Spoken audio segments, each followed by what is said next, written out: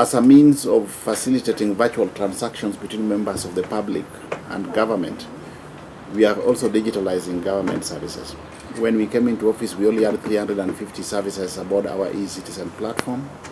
As we speak today, we have got over 15,000 services already digitalized. And this therefore means that in the not too distant future, once we have a virtual mechanism of confirming the identity of individuals, then we will not be having physical interface between government and the people, but we'll be having virtual transactions. To facilitate this further again, we have embarked on the process of assembly of cheap smart-enabled telephones so that we can have universal connectivity. Connectivity is only meaningful if there is universal access. So we want to ensure that as many members of the public as possible have got smart-enabled telephones so that they can undertake these virtual transactions. Within our Konza Technopolis, again, we are positioning that to be our Silicon Savannah, the smart city. We have already rolled out the requisite horizontal infrastructure, and we are now reaching out to the private sector and partners to come in and invest in Konza.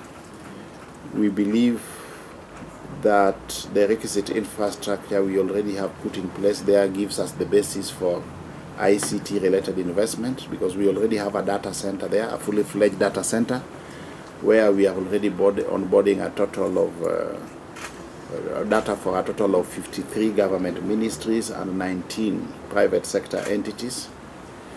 We have an ICT-inclined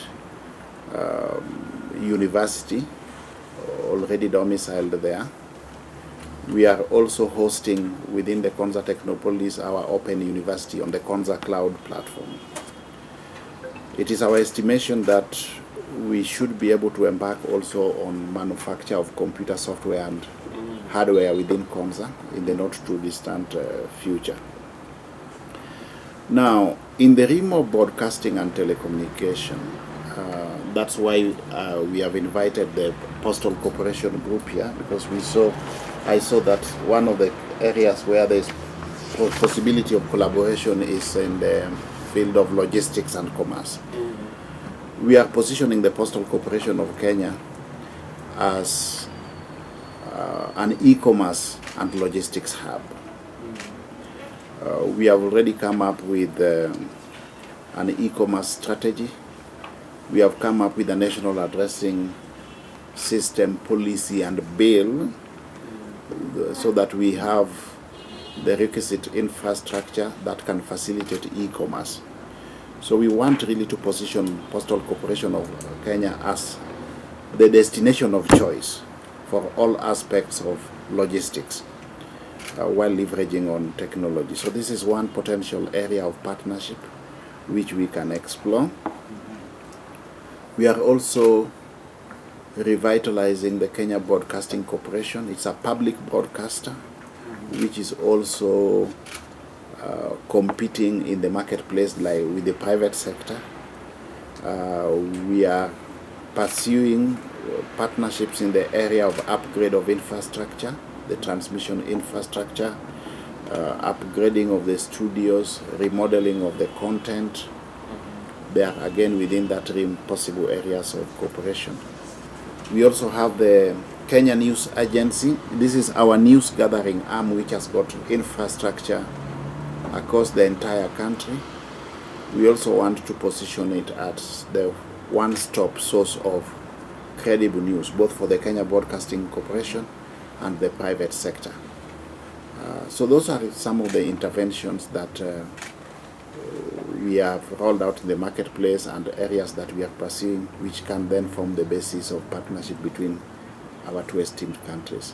And on all these interventions, His Excellency the President is leading, not just from the top, but from the front as well. He's very passionate about this digital transformation agenda.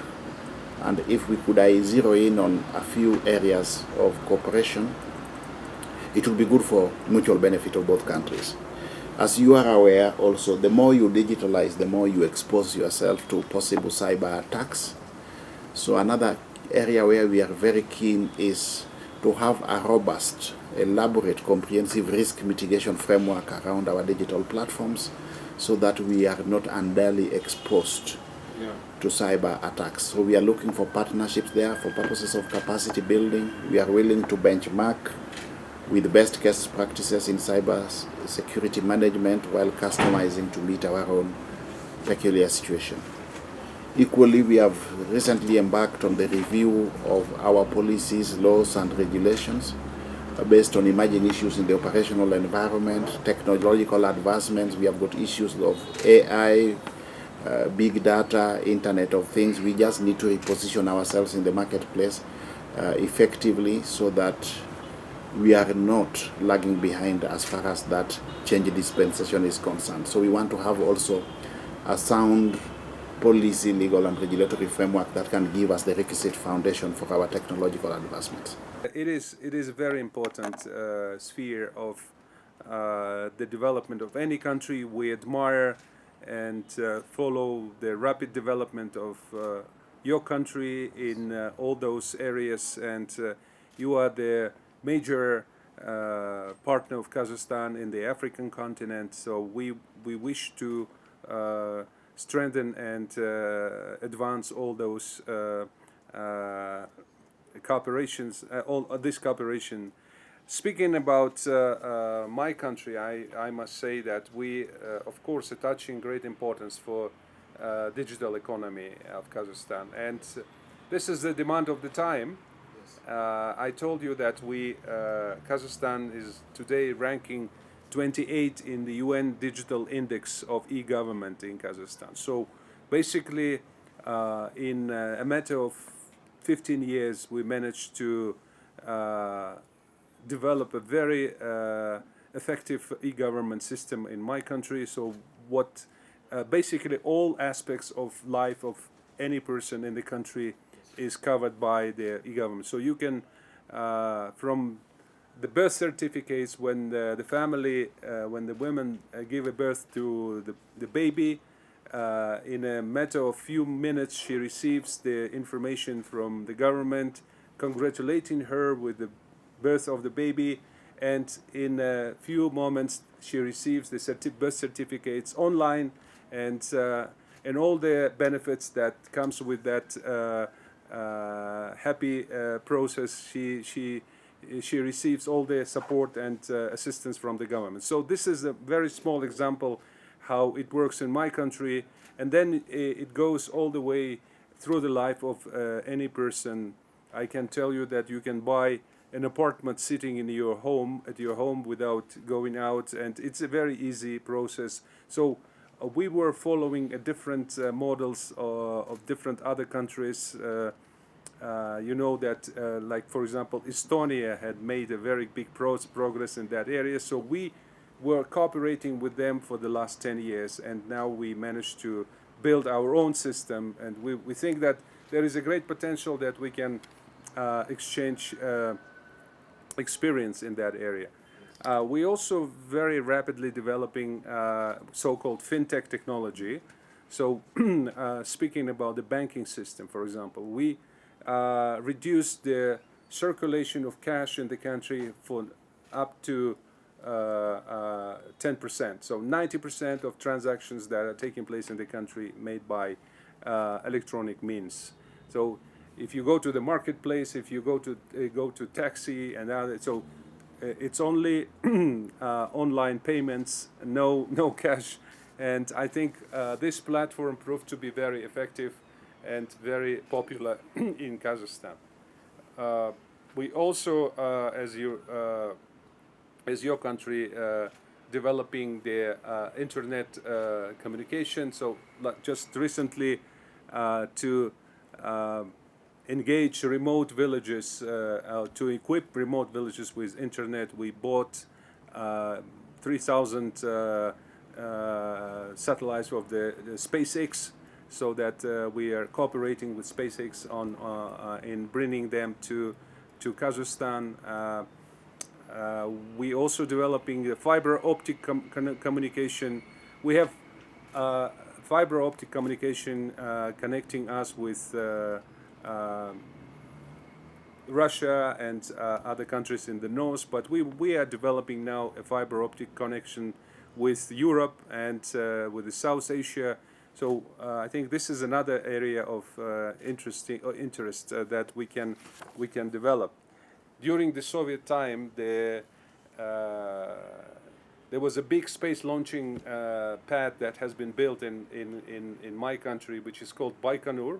Many people knows about that. So it's still operational, and so we are developing our own space industry and satellites that are helping Kazakhstan in broadcasting, remote sensing, agricultural, precision agriculture, and so on. So this is the area that we managed to develop quite significantly, and I think this is another potential where we can join our hands and see what we can do together. Cybersecurity, I totally agree with you, Minister. This is something that any country must develop and must protect, especially in the context of developing so-called data centers. And so I can tell you that this is not a big secret, but we are now embarked on a very ambitious project of developing data centers, building the supercomputers.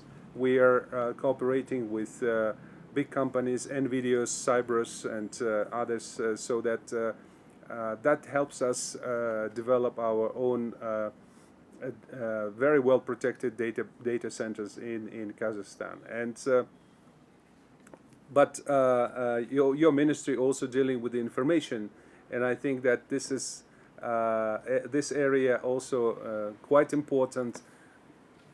Information is very precious product, and we need to learn more about our countries. I think that Kazakhstan citizens must know more about Kenya, and you also can get more information about Kazakhstan. So we can start by exchanging some programs, some information, documentaries, and this will help our people to so-called people-to-people contacts and to better know each other.